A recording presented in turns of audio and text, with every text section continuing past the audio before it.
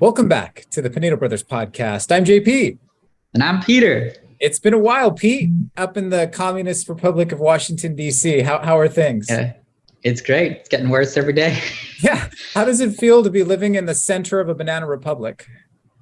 Well, it feels like you're kind of watching the fall of the Roman Empire, like the Roman Republic every day. It's as a historian, it's kind of interesting. It's good.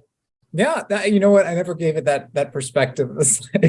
For me, it was like it's a citizen. I'm terrified, but hey, we have hope. As Catholics and as Christians, we know that the gates of hell shall not prevail. So let's continue on in good hope and good cheer.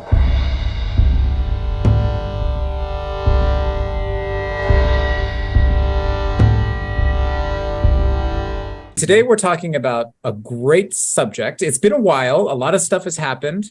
We had twins over here. So we have a pair of 4-month-old twins in our household. And so the tiredness is a happy tiredness, if you see it in my eyes. And Peter has also been up to great projects. I keep on reading about Peter in the news, or people send me something from Peter that I didn't know that he had done. And I'm like, wow, way to go. I know that guy. That's my brother. I know that guy. But today we're going to be talking about the thing we're most excited about, the Sacrati, which is our upcoming feature film, a horror film, which I'm a great lover of horror films, so I'm so excited to be working on this. And we have as our special guest, our executive producer, our lead producer on the film, Dr. Caleb Gonzalez. Caleb, thank you so much for coming back. Well, goodness, thank you. It's a great pleasure to be back and to be invited back into your family and your families of years, so thank you. It is our great pleasure. I know last time we were talking about the past, we were talking about Alfred, which is a great podcast, King Alfred. If you guys want to check it out, I'll put a link in the description from the last time that Caleb was here. This time, we're talking about the now. Our film is based very much in the now. It's about a young woman who chooses the wrong Airbnb.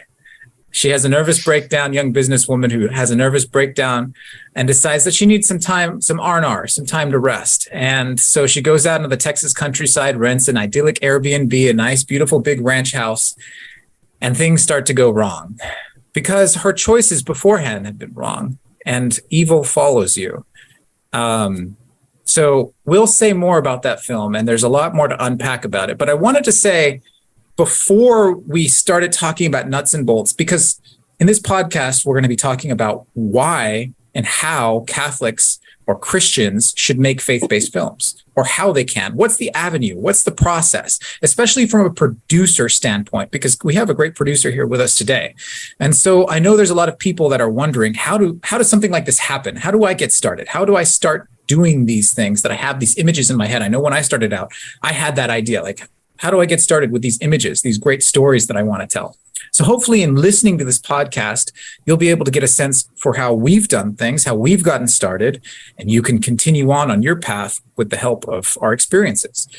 And of course, we'll be talking about the Sacrati. I would invite you all to find out more about it. I'll put a link in the description if you want to pre-order this film. It's actually available for pre-order. But before we get started on all of this good stuff, Peter, let's start with you. What made you want to get started making a horror film? Mm-hmm. Yeah, well, I think that the Sacrati, which our new upcoming horror film, is exactly our mission as the Pinedo Brothers. It's exactly what I think we're called to do as Catholics and as artists in today's society. We're, I think, very much at a crossroads right now where we're having to choose. Are we going to be retreating from the world and kind of going inward to ourselves? Or are we going to be facing it outward? Are we going to be going out into the culture and actually contending with the evil that we're facing at every turn today? And so I think the Sacrati really is an answer to that, because we are taking a genre, the horror film genre, and we're imbuing it with not Catholic propaganda, but with a Catholic just a Catholic viewpoint, a Catholic world view. And so I think Catholicism and how we see the world, it really does actually make a lot of sense to be in the horror genre, because Catholics, some people have described us as morbid, always thinking of our death, memento mori.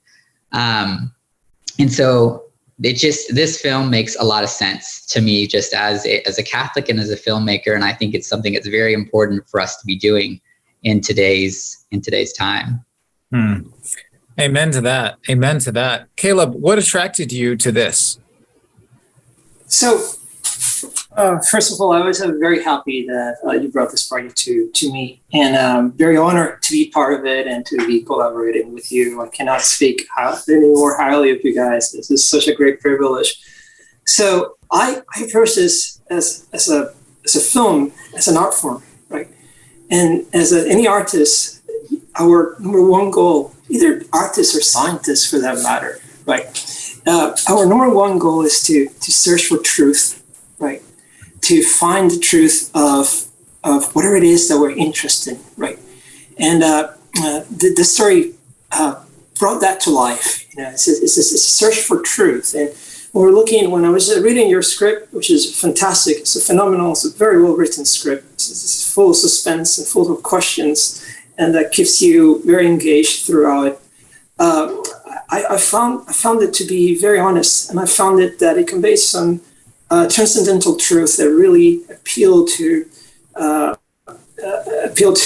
what is to be a human, and fall into the abyss of despair, fall into the abyss of sinfulness, and trying to walk your way back to the light. And I think this genre that you've chosen to tell this wonderful story lines up incredibly well with the message that you're trying to convey. It's very visceral, right? And that's what's great about horror films, that they're very visceral.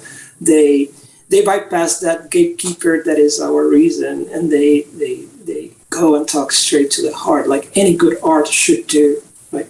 So in that process of looking and reading your script as an artist and as someone who is interested in truth, that should be our number one goal, really, is to look for truth. But in truth, there is goodness, because anything that is true is good.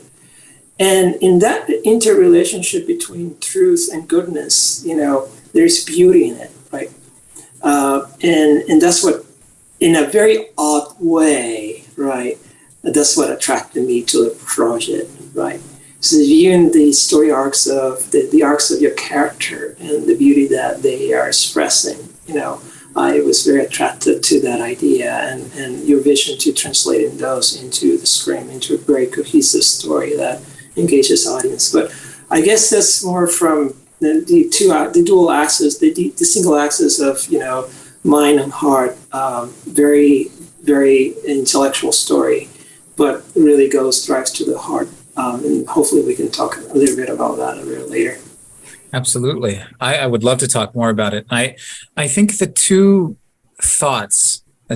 beautiful thoughts you both, Peter, you expressed, and Caleb, you expressed, are really joined together with the idea of, or the thoughts of Pope John Paul II, Pope John Paul the Great, where he foresaw a great springtime, a great new evangelization that's happening, or that could happen, that we were in the midst of a great flowering in the church. And Peter and you and I started this conversation talking about how this is like the fall of Rome that we're experiencing right now. But I want to express something that's different. You're right. It definitely could. Everything could fall to darkness. Absolutely. But right now, this is such a fascinating time, because we're experiencing a moment in time where conservatives, or people of faith, are suddenly thrust into the arena of embracing freedom of expression, freedom of thought, freedom of creation within our art, at the exact moment that the progressive, the left, the liberal, the time that's the group that's generally classified as the group that is accepting of all views and like wanting to push the boundary, is suddenly putting up the walls. They're closing up free expression. And the populace, the general population, is starting to pick up on this. I was looking at some fascinating data where the word liberal is suddenly not as popular as the word conservative. if you poll people, even if you do a poll that has a liberal bent, so you're polling more liberals than conservatives, and you ask just on a broad, okay, what's your immediate reaction to the word conservative, and what's your immediate reaction to the word liberal? More people are going to be more excited to hear the word conservative than the word liberal, which is fascinating because we're all conservatives here. We're all people of faith, and we're all artists. All of a sudden, we have this moment where we are on the front lines of a potential great new springtime for art and creation, where people are wanting to listen to conservative creators. They're wanting to be a part of a movement that allows you to express yourself with the quest for truth. And that's what you both were speaking about. I remembered Matt Walsh with his What is a Woman documentary, a wonderful documentary. There was that progressive women's study major or DEI philosopher or professor of some sort at some very progressive college. And he was questioning Matt, not for any other reason beyond why are you interested in knowing the truth? It's a very interesting suicide of thought that Chesterton predicted way back when, in the 1900s. He saw this coming, but now the progressive side is no longer trusting of someone who wants to follow the truth, who wants to get to the bottom of things. They're actually saying, no, don't think about that. So that whole movement that started with free thought has suddenly become the movement of putting up the walls. And so I think we are at the precipice, yes, of possible great darkness, but also of a great renaissance in Catholic filmmaking, in Christian filmmaking. And I think we can all be a part of it.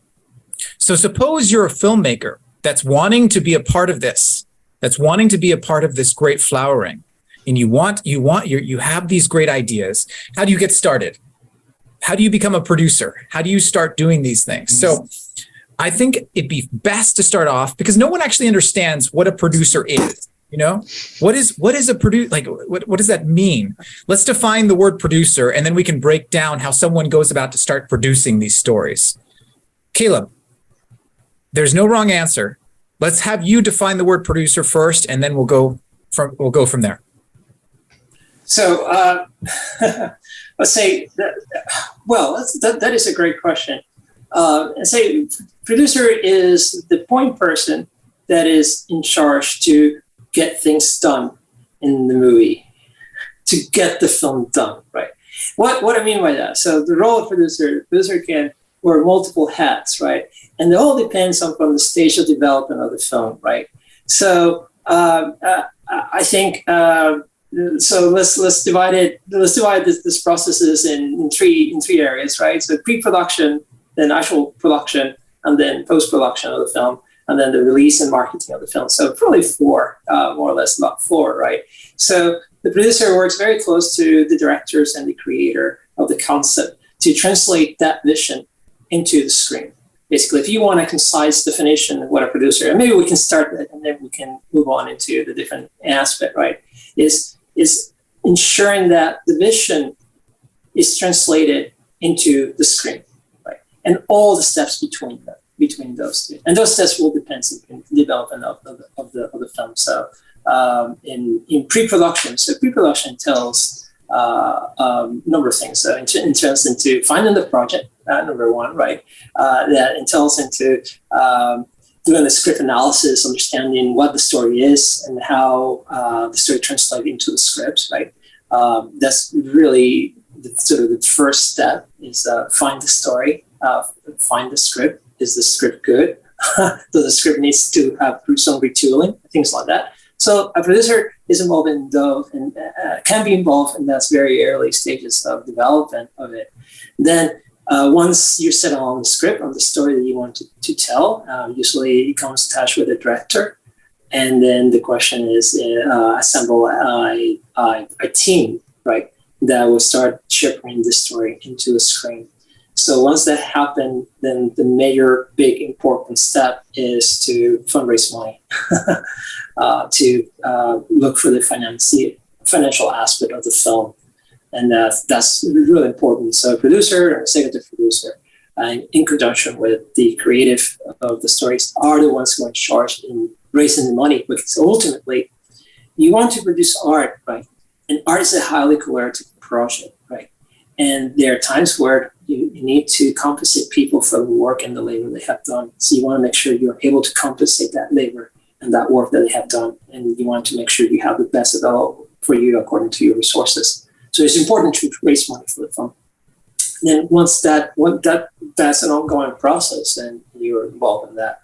So if you want to stop here, or shall we continue to the different stages? Yeah, I'll jump in. So just to synthesize the definition, I think what I heard, and it jives very well with what I understand a producer is. A producer is the practical creative that is responsible for creating an environment where a story can be told, a story can be captured, a story can be made, and then sent out to everyone else in a way that people can understand. So he's a very practical creative. He or she is a very practical person who can bring together a team of a bunch of creatives that will then make a story together. Peter, does that jive well with what your understanding of a producer is? Yeah, I think so. I think one of the words I would really use to define it would be just flexibility, because from the best, the producers that I've witnessed, as a director, as an actor, your scenes will change and locations change, but your job is essentially the same. It's to tell the story. And like you were saying, the producer, he has to set the environment so the story can be told. And so depending on the day, what you need to do in order to make that happen can be very different. I mean, I remember one of the short films that we made when you were still in college. The producer, one day, the producer had to go buy a 6-pack of beers and go talk to he had to go talk to some construction workers who were building a house right next to where we were filming so that they could, take a little break and drink some beers while we got the shot that we needed. So what demands for the day can, for a producer can change day by day. Right. That was fun. So I was shooting my old student thesis film, and the producer for it, Chris Hunt, man, shout out to Chris Hunt. Like he's a good man, was faced with the unenviable task of needing to shut down construction on a nearby house so that we could get a shot that needed more quiet. And so what did he do? Bought a bunch of beer, probably not Bud Light. Just put that out there. Probably, but back then it would have been okay. And he went over there and schmoozed for a bit. We got the shot and moved on. So, that's a perfect example of the weird things, the weird tasks that producers have to come up with. They have to do to make the show happen. Okay, so let's add an extra spin. Thank you both for those definitions. Let's add an extra spin on that. What role does faith have when we're putting on our producer hats? Does it have any role at all? We've seen a lot of faith-based producers. How do they work? Or how do you all work when you're putting on your producer hat through the faith side? Let's start with you, Caleb. Well, I mean, I would say, thinking about Frank Chi, right? His great work, Society and Sanity, where he talks about, you as a Christian, someone of faith, when you're interacting with the waitress at a restaurant, you see that as a person. You see that as someone with an eternal soul, that God would die for that person, right?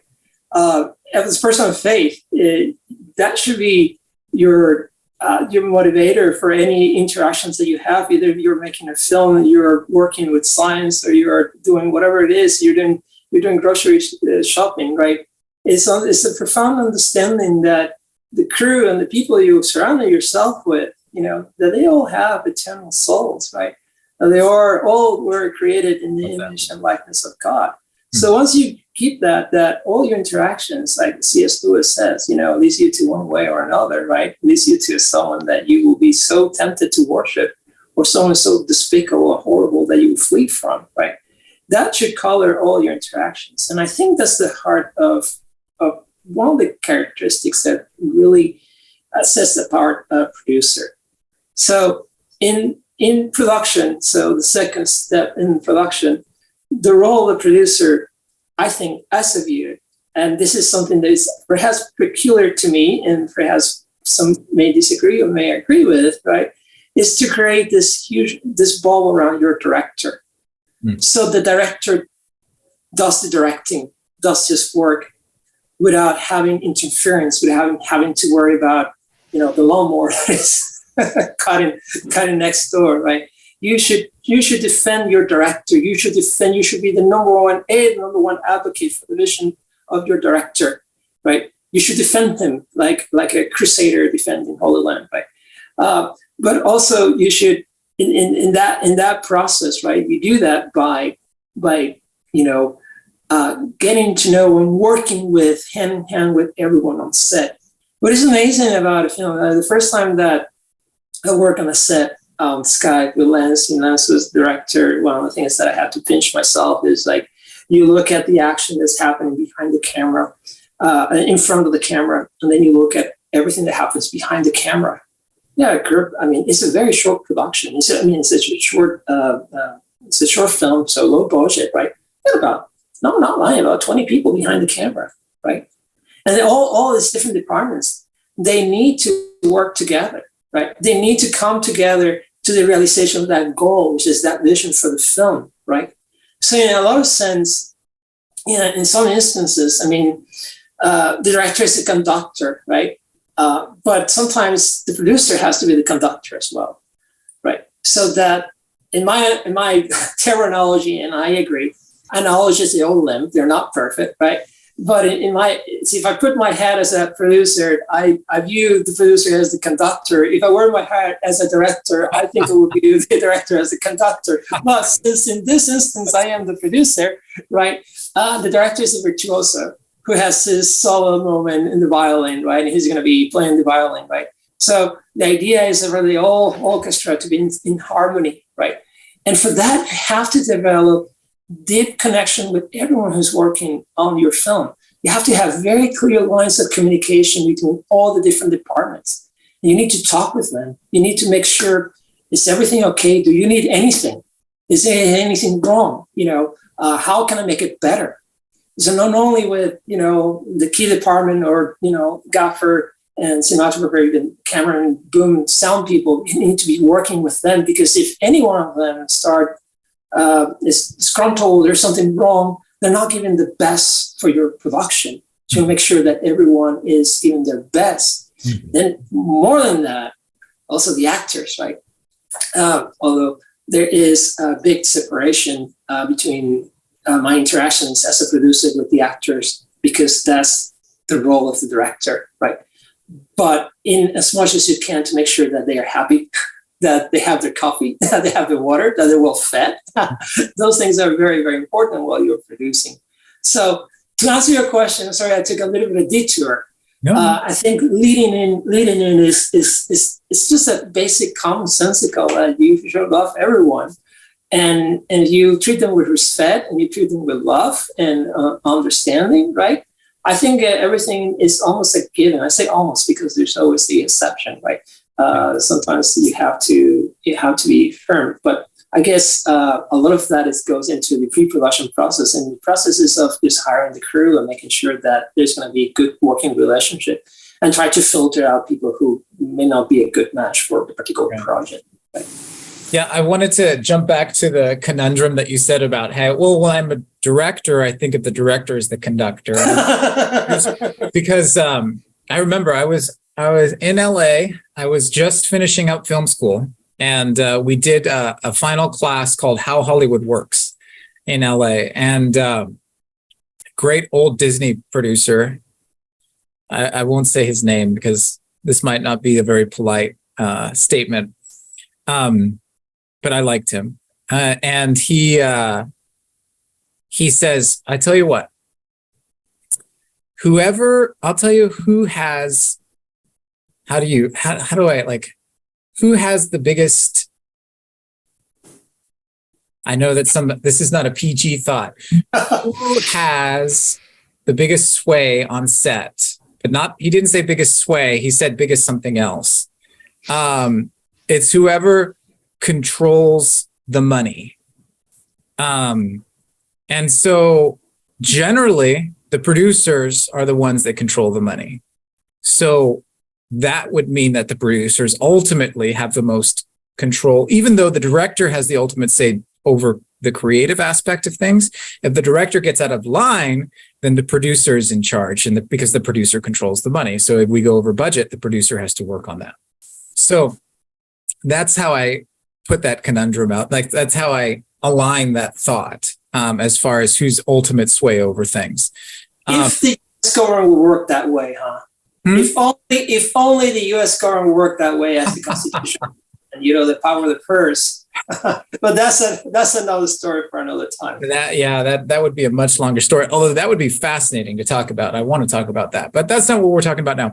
So I think, though, back to the original question, though, about how does faith inform a role of a producer? If a person of faith wants to be in this role or is in this role, how does that inform it? I think you can break it up into that question into two ways. Into someone is in that role now, and tell us like an example of how how faith informs you that produce, or informs you as a producer. And then what's the path for someone to get into the role of a producer that isn't there yet, who is a person of faith? So I would bifurcate that question. Peter, can you take the former? Tell us, give me an idea of what Caleb spoke to it right now. Can you also give me your thoughts? What does a Christian producer look like, a faith-based producer look like in your mind? Well, I think, Caleb, you kind of hit the nail on the head there, talking about human dignity. It's that if you're telling a story, kind of going back to our upcoming film, Sacrati, it's a story that's exploring what it means to be human and those deep questions about human dignity. As a faith-based producer, you're also called to take that deep belief about human dignity and take it into the medium that you're using. So you need to set that environment for them to be able to, from the star actors to the director, right? You said you're defending the director. To defending your actors, imbuing that set and that environment with human dignity, down to, the least, the least person there, the production assistant or someone. So I think that's really, you spoke exactly to what's really important there, because as Catholics, we are called, to imbue that worldview of human dignity with everyone. And that really must be that's very important as a faith film, to also have that faith imbued in that sense as well. Yeah, it's a very humanist response there. I think that's not exclusive to people of humanism is not exclusive to people of faith, though. I think you could be an atheistic producer and still care about your crew, or an atheist producer and still very much be someone who cares in that way. So I do think, though, that the question is a little bit, I know I'm the one who posed it, but as I'm trying to break down the question myself, I think it's a little bit, it might not be the most honest of questions, because what does it mean? I feel like a little bit like Jordan Peterson here. What do you mean? How is a person of faith a producer? How is a person of faith not, or how is a producer who is a person of faith not allow his faith to imbibe what he does? That doesn't make sense. That's kind of it doesn't seem possible.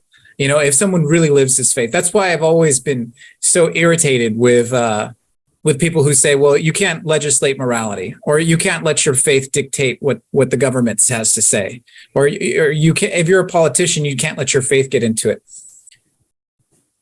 Getting out of bed in the morning is an act of faith. Doing anything is an act of faith. So your faith is constantly in play. No matter if you don't recognize you have any faith at all, it's still in play. So if you're a Christian living out your faith, then the stories that you tell, if you're a good Christian, if you actually live it out, like I said, it will be imbibed in your work. It needs to be shown in how you do it and what you do. So let's move on to the second question so suppose you are someone who's living out your faith. Are you going to be stonewalled from actually being able to create things. Possibly living in Los Angeles, we know that the environment is not 100% conducive to creating content that is friendly to faith. However, in this day and age, Hollywood's not the only way you have to go.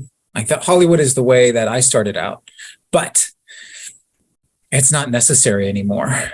After working there for a long time, and especially with COVID accelerated so many gaps within the industry's power centers that you can now exploit those gaps and create your own films without the need for all of that baggage that comes with working in Hollywood. I remember I started to realize that when I watched The Hunt for the Wilder People by Taika Waititi, who directed Thor, Ragnarok.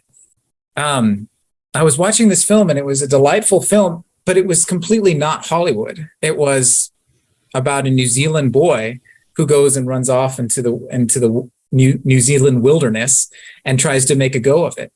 And Hollywood loved that film. So if you go off and you make, wherever you are, the film that you wish that is in your milieu, Hollywood might just wind up loving it. Now in this day and age, you don't have to have Hollywood love it, but Hollywood doesn't have to be the mecca anymore. That was the big thing that COVID revealed, is that it's kind of lost its allure, its luster as a mecca, especially now that you have to conform to the groupthink that's there, and you cannot no longer be a free creative anymore. Okay, so I want to go back to that old Disney producer that was teaching that How Hollywood Works class. It's so funny. I didn't actually pay for that class. He let me audit it, which was awesome. And so I asked him, so how does what's the path for a director? Because that's the gold that I see off in the distance, is that alluring. It's like Chesterton says, the person who sees his dreams played out in front of him. And that's what I think that a director has to do, or is gifted and tasked to be able to do. So I had that question for him, and he said, well, directors direct. They find a way to direct. And that's the same thing for a producer. That explanation is probably not satisfying to most people. But if you're a producer and you want to, or you're someone who wants to be a producer, produce. Find the stories, like Caleb said. Write the scripts if you write them yourselves. Work with there's artistic centers everywhere now. Work to find where your artistic centers are, and then start working with people. That's one of the good things about film school, is that it creates that artistic center where people can start to work together. But you don't need that per se. Producers produce. You can find that script and then start working. And we can help you break down what happens after that. What do you think? Should we get started? I know we're running a little bit over time with all of these opening remarks, but let's talk about the very beginning, pre-production. Shall we break down how a producer, suppose you found that great script, or you've written that great script. How do you go about budgeting it? How do you go about breaking it down? Shall we go into some nuts and bolts a little bit? Oh yeah, sure. Okay. So I love this side. So this won't be a writing clinic. Let's just pretend that you've got this perfect script. You feel strongly that this is the one you want to make.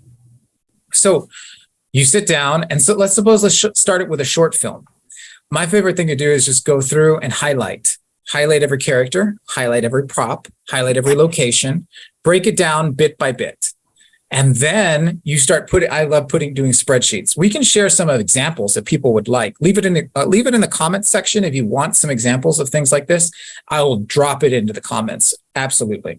So Peter, you've told people you've sat in on enough production meetings. What's the environment like as we're breaking down the script? Suppose it's a short film. How does that go generally? Well, again, it's kind of brutal. You have to be brutal with the script. You have to be brutal with only because you have to be realistic. This is where the stage at what you're looking at what you need to make this happen.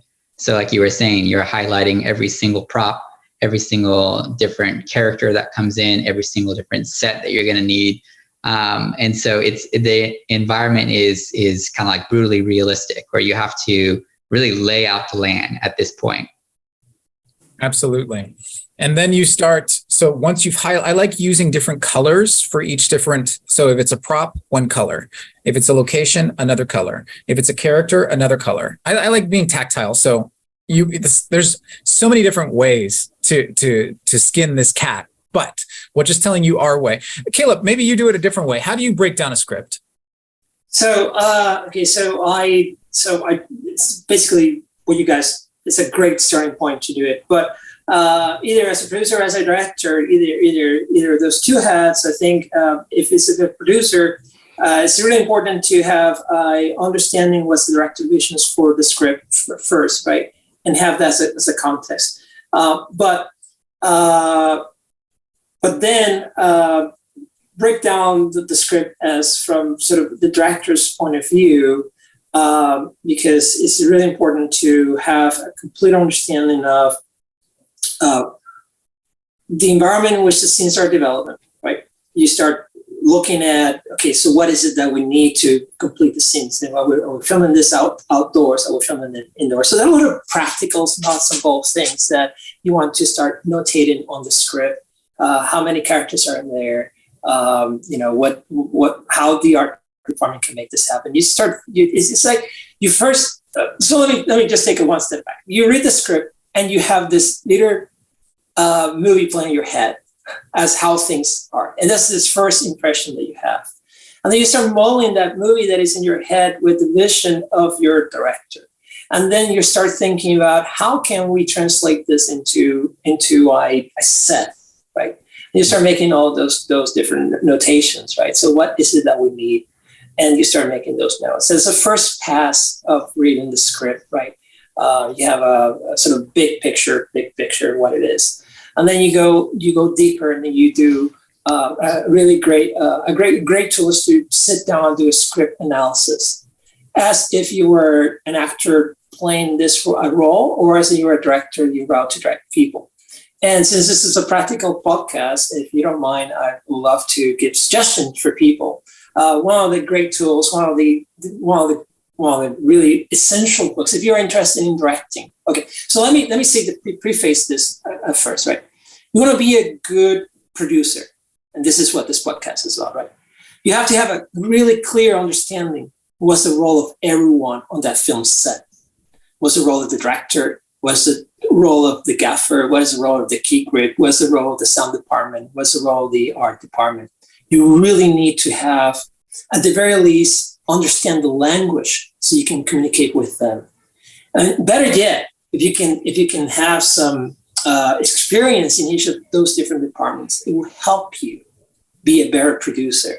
The same thing with a director, right? If you have experience in those different departments, in a tangential or direct experience, it will make you a better director.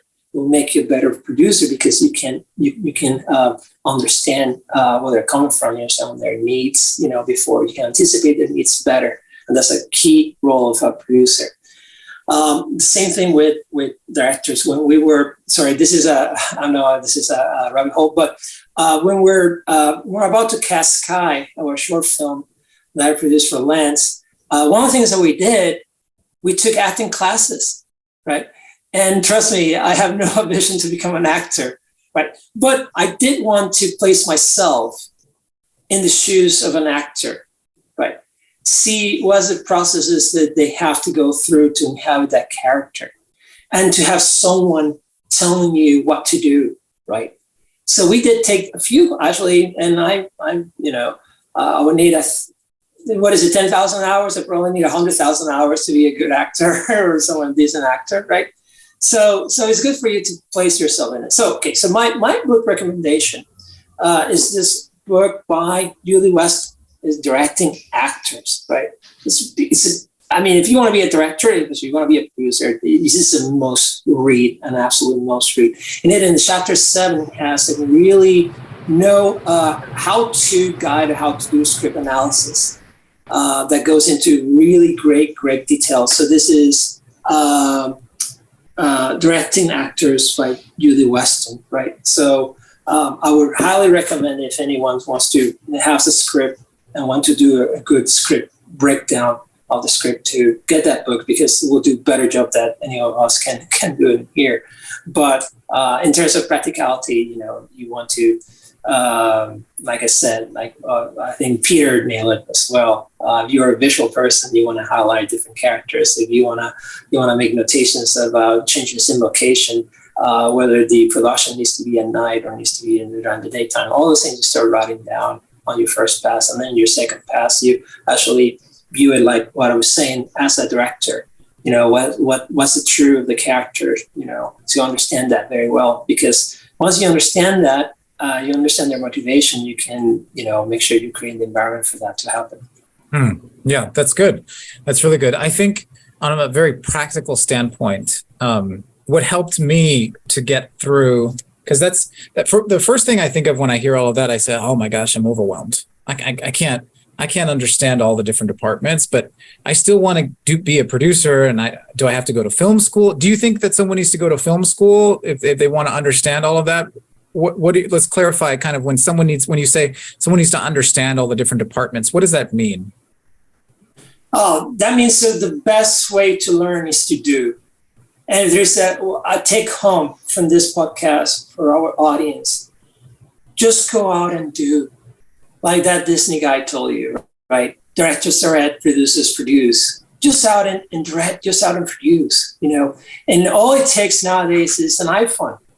Yeah. You want to tell a story, just pick out your phone, tell the story with it. Just do. Just go ahead and do. So that's a starting, to start that's the best advice. Now, if you're really motivated, you're really, really, a great way to do is to, find out if in your area, if they're producing a short film, right? You can, depend on the state of life, any state of life, right? If there's a college and they have your high schooler, and there's a college and they have acting classes or a film department, just send a cold email and say, yeah, my name is such and such. I'm interested in the film industry. I would like to intern. Do you know any productions that are happening? And then just offer yourself as an intern, just so you can be on set as a production assistant. And that's a great way to learn. Just find your way into a set, and then be a sponge, absorb everything that you see. If someone in the grip department needs you to start moving stuff or doing it, just do it. Just do it and learn the lingo. There's a great lingo to it, and don't be intimidated. Baby steps, right? And then as a PA, you may be asked to fetch for coffee, and in that instant, you already are a producer. Because a lot of the time it's just you have to go to Starbucks to get coffee for everyone, right? And maybe the sound guy needs, just be on set. Find your way to be on set. Any concerns though? What if someone is like, well, I'm worried that it'll be like something inappropriate on the set, like some story that's not good for a Christian to be a part of? What would you tell someone who had that concern? Well, that is a question of your personal value, because you always, obviously you want to be on set on something that you agree with, right?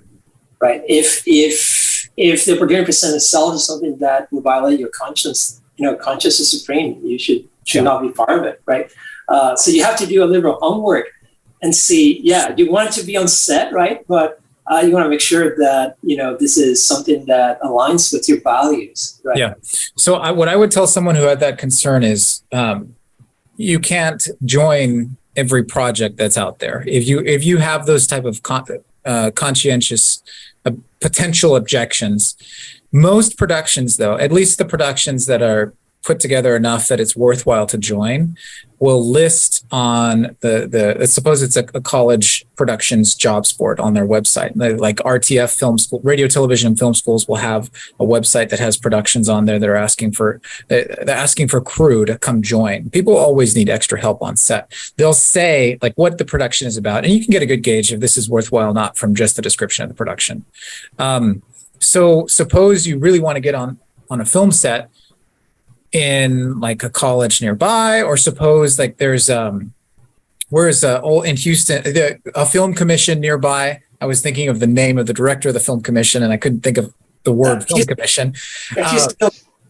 Houston Film Commission. So they also have websites where you can, your local film commission will also put crew calls or casting calls on their website so that people can go and see like, okay, this is how I can, these are the projects that could use some help, that they, you know, you probably aren't going to get paid much or anything, at least starting out, but you're getting paid by getting experience. And from just that little description, you should be able to tell pretty quickly if it's okay or not. And you have to use your best judgment. If you feel like there's a situation where things are going south, just get out. You know, you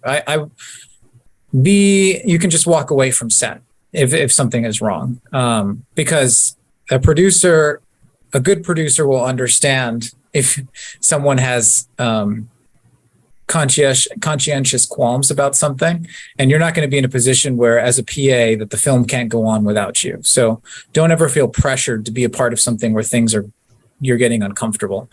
But then another thing I wanted to say, suppose you have that script that you're ready, you want to make your own stuff. That's great. That doers do. I love that as well.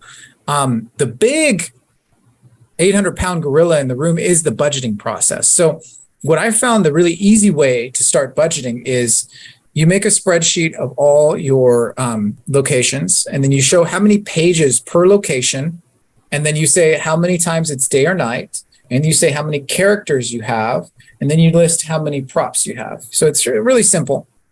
And then you get a sense for how much, and you know, you'll have to kind of guesstimate, okay, how much are you going to have to pay for each character to be there for that many days? Generally, you don't want to try and film more than 2 or 3 pages per day. Now, the productions that Peter and I do are always crazy. So we've shot like between 10 and 20 pages in a day on many occasions, but generally you probably don't want to do that. You want to stick to 2 or 3. And then you also, when you get further down the road, you can also say, okay, how many shots do I want to have? You break down the scene by shot. And I'm jumping way ahead of myself, but that will give you an idea of how much time it would take, because each shot takes time to capture, because you're going to take it like 3, 4, 5, maybe 10, 20 times. So you can then start to estimate how much time is needed. And so each day you should guesstimate how much money it would cost for your crew to push forward on each day. Now, we can show you examples of budget breakdowns. That's another thing. Leave a comment if you'd like me to share. There's productions that I've worked on that I can share, or there's bigger productions, you know, there's productions that I've budgeted myself that I can share, or bigger productions that I've received the budgets that I can share as well. Also, film commissions sometimes share budgets. So if you want to get a sense for what a film in your area costs, maybe check out your local film commission. I think though that we're starting to run a little bit long.